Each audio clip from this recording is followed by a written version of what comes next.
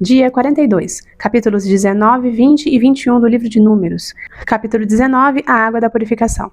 Disse também o Senhor a Moisés e a Arão: esta é uma exigência da lei que o Senhor ordenou. Mande os israelitas trazerem uma novilha vermelha, sem defeito e sem mancha, sobre a qual nunca tenha sido colocada uma canga. Vocês a darão ao sacerdote Eleazar. Ela será levada para fora do acampamento e sacrificada na presença dele. Então o sacerdote Eleazar pegará um pouco do sangue com o dedo e o aspergirá 7 vezes na direção da entrada da tenda do encontro. Na presença dele, a novilha será queimada, o couro, a carne, o sangue e o excremento. O sacerdote apanhará um pedaço de madeira de cedro, isopo e lã vermelha e os atirará ao fogo que estiver queimando a novilha. Depois disso, o sacerdote lavará suas roupas e se banhará com água. Então poderá entrar no acampamento, mas estará impuro até o cair da tarde. Aquele que queimar a novilha também lavará suas roupas e se banhará com água e também estará impuro até o cair da tarde. Um homem cerimonialmente puro recolherá as cinzas da novilha e as colocará num local puro, fora do acampamento. Serão guardadas pela comunidade de Israel para o uso na água da purificação, para a purificação de pecados. Aquele que recolherá as cinzas da novilha também lavará suas roupas e ficará impuro até o cair da tarde. Este é um decreto perpétuo tanto para os israelitas como para os estrangeiros residentes. Quem tocar num cadáver humano ficará impuro durante 7 dias. Deverá purificar-se com essa água no 3º e no 7º dia, então estará puro. Mas se não se purificar no 3º e no 7º dia, não estará puro. Quem tocar num cadáver humano e não se purificar, contamina o tabernáculo do Senhor e será eliminado de Israel. Ficará impuro porque a água da purificação não foi derramada sobre ele. Sua impureza permanece sobre ele. Esta é a lei que se aplica quando alguém morre numa tenda. Quem entrar na tenda e quem nela estiver ficará impuro 7 dias. E qualquer recipiente que não estiver bem fechado ficará impuro. Quem estiver no campo e tocar em alguém que tenha sido morto à espada, ou em alguém que tenha sofrido morte natural, ou num osso humano, ou num túmulo, ficará impuro durante 7 dias. Pela pessoa impura, colocarão um pouco das cinzas do holocausto de purificação num jarro e derramarão água da fonte por cima. Então o homem cerimonialmente puro pegará o isopo, molhará na água e a aspergirá sobre a tenda, sobre todos os utensílios e sobre todas as pessoas que estavam ali. Também a aspergirá sobre todo aquele que tiver tocado num osso humano, ou num túmulo, ou em alguém que tenha sido morto, ou que tenha sofrido morte natural. Aquele que estiver puro a aspergirá sobre a pessoa impura, no 3º e no 7º dia, e no 7º dia deverá purificá-la. Aquele que estiver sendo purificado lavará suas roupas e se banhará com água, e naquela tarde estará puro. Mas se aquele que estiver impuro não se purificar, será eliminado da assembleia, pois contaminou o santuário do Senhor. A água da purificação não foi aspergida sobre ele, e ele estará impuro. Este é o decreto perpétuo para eles. O homem que aspergir a água da purificação também lavará suas roupas, e todo aquele que tocar na água da purificação ficará impuro até o cair da tarde. Qualquer coisa na qual alguém que estiver impuro tocar se tornará impura, e qualquer pessoa que nela tocar ficará impura até o cair da tarde. Capítulo 20, as águas de Meribá. No 1º mês, toda a comunidade de Israel chegou ao deserto de Zim e ficou em Cádiz. Ali Miriam morreu e foi sepultada. Não havia água para a comunidade, e o povo se juntou contra Moisés e contra Arão. Discutiram com Moisés e disseram: quem dera tivéssemos morrido quando os nossos irmãos caíram mortos perante o Senhor. Por que vocês trouxeram a Assembleia do Senhor a este deserto, para que nós e os nossos rebanhos morrêssemos aqui? Por que vocês nos tiraram do Egito e nos trouxeram para este lugar terrível? Aqui não há cereal, nem figos, nem uvas, nem romãs, nem água para beber? Moisés e Arão saíram de diante da assembleia para a entrada da tenda do encontro e se prostraram rosto em terra, e a glória do Senhor lhes apareceu. E o Senhor disse a Moisés: pegue a vara e com seu irmão reúna a comunidade, e diante desta fale aquela rocha, e ela verterá água. Vocês tirarão água da rocha para a comunidade e os rebanhos beberem. Então Moisés pegou a vara que estava diante do Senhor, como este lhe havia ordenado. Moisés e Arão reuniram a assembleia em frente da rocha, e Moisés disse: escutem, rebeldes, será que teremos que tirar a água desta rocha para lhes dar? Então Moisés ergueu o braço e bateu na rocha 2 vezes, com a vara. Jorrou água e a comunidade e os rebanhos beberam. O Senhor, porém, disse a Moisés e Arão: como vocês não confiaram em mim para honrar minha santidade à vista dos israelitas, vocês não conduzirão essa comunidade para a terra que lhes dou. Essas foram as águas de Meribá, onde os israelitas discutiram com o Senhor, e onde ele manifestou sua santidade entre eles. Edom nega passagem a Israel. De Cádiz, Moisés enviou mensageiros ao rei de Edom, dizendo: assim diz o teu irmão Israel: tu sabes de todas as dificuldades que vieram sobre nós.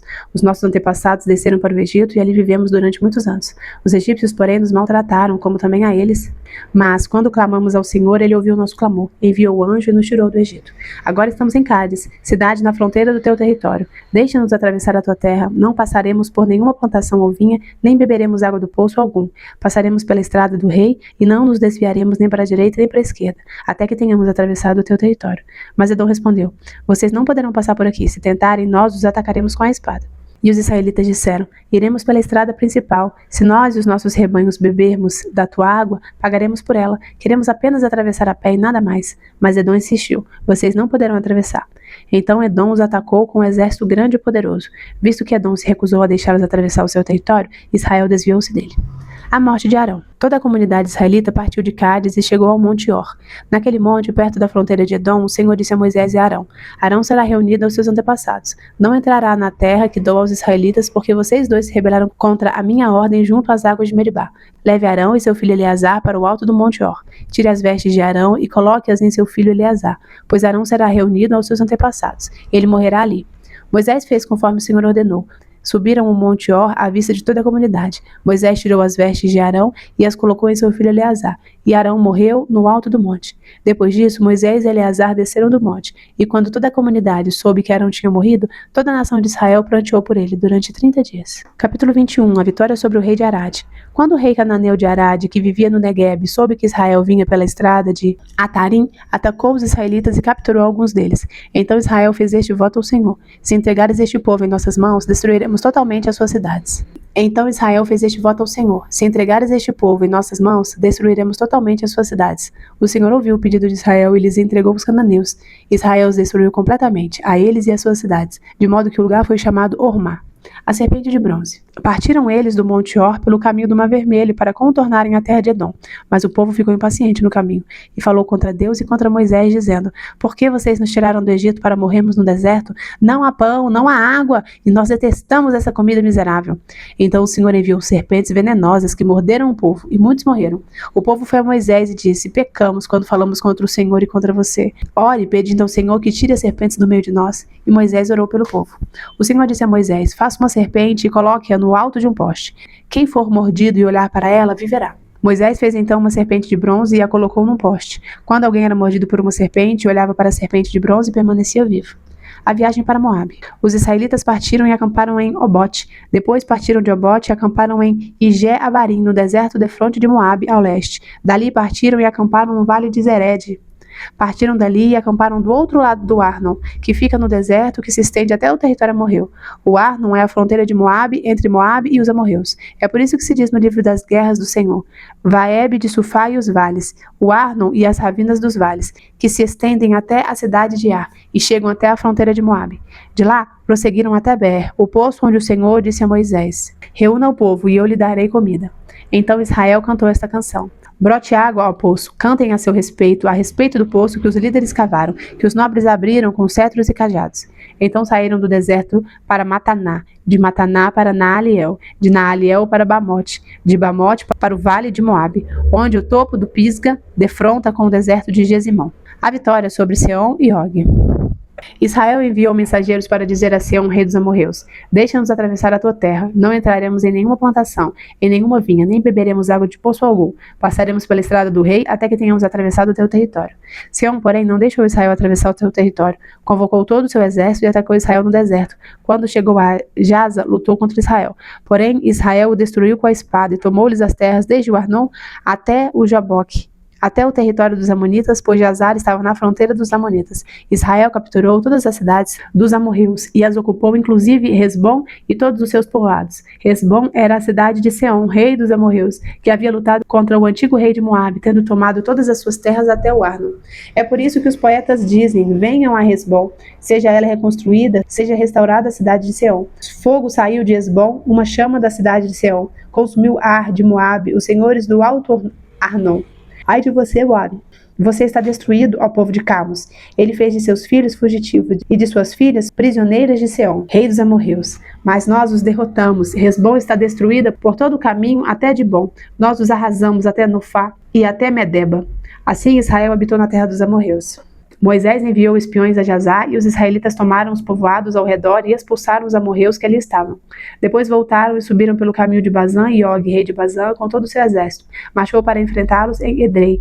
Mas o Senhor disse a Moisés: não tenha medo dele, pois eu o entreguei a você, juntamente com todo o seu exército e com a sua terra. Você fará com ele o que fez com Seom, rei dos amorreus, que habitava em Hesbom. Então eles o derrotaram, bem como seus filhos, e todo o seu exército, não lhes deixando sobrevivente algum. e tomaram posse da terra dele. Pequeno comentário sobre os capítulos. Hoje nós lemos os capítulos 19, 20 e 21 do livro de Levítico. E lá no capítulo 20 a gente vê que os israelitas começam a reclamar.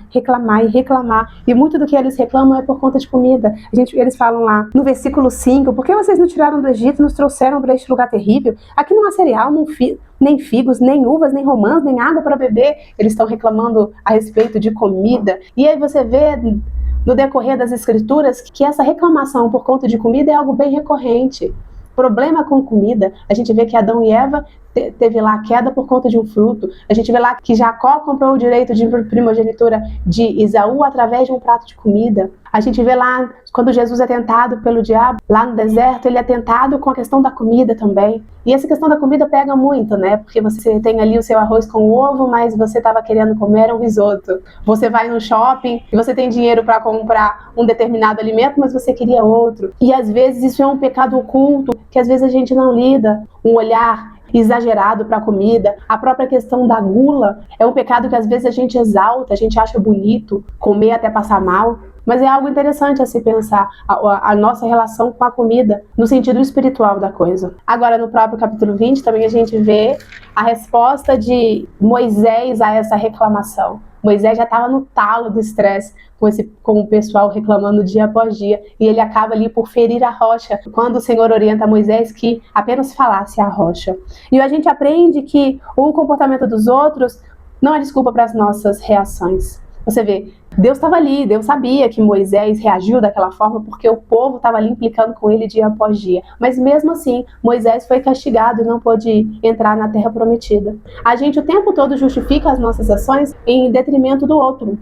Eu ajo assim, porque se eu não agir assim, o meu marido não faz, a minha esposa não responde, o meu filho a isso, o meu chefe aquilo. Eu fui obrigado a agir dessa forma, e foi só uma reação minha. Mas o Senhor nos convida a subir o nosso nível, sabe? Porque o nível aqui, o nível mais baixo é da ação e da reação, né? De você responder àquilo que te fizeram. Mas o Senhor te chama a um nível maior, a um nível de entendimento de que você não é responsável pelo que a pessoa faz, mas você é responsável pela forma como você reage. E aquela coisa, isso não quer dizer que você vai ignorar os seus sentimentos, ou você vai fingir que nada aconteceu. A palavra do Senhor fala, irai-vos, mas não pequeis, não se põe o sol sobre a vossa ira. Então você pode ficar com raiva, você pode ficar irritado, você pode ficar nervoso, mas que isso não te faça pecar, né? Agora, é fácil? Não, né?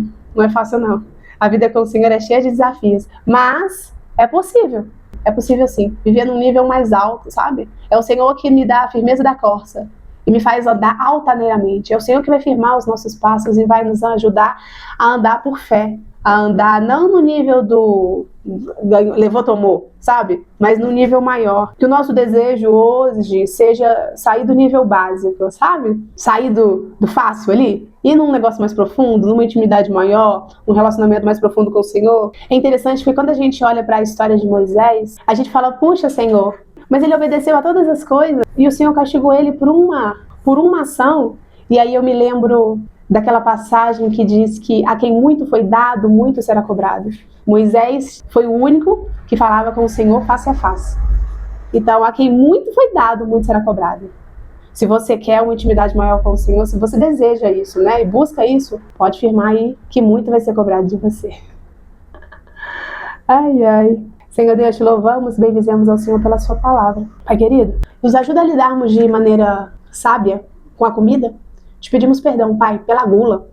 Perdão, Senhor, porque muitas vezes exaltamos o pecado da gula em vez de repreendermos. Perdão, Senhor, porque muitas vezes perdemos o controle, muitas vezes deixamos também a rebeldia tomar conta do nosso coração. Perdão, Senhor, porque a Tua palavra fala que deveríamos nos contentar com aquilo que temos e muitas vezes não estamos contentes, sempre queremos mais, queremos o diferente, queremos o que não temos. Nos perdoa, Pai. Põe contentamento nos nossos corações. E nos ajuda também a entrarmos num nível maior de intimidade com o Senhor. Nos ajuda, Senhor, a subir no nível de forma que a gente não responda com as nossas próprias palavras ou com ações, que a gente reflita a Tua vontade. Em nome de Jesus. Amém.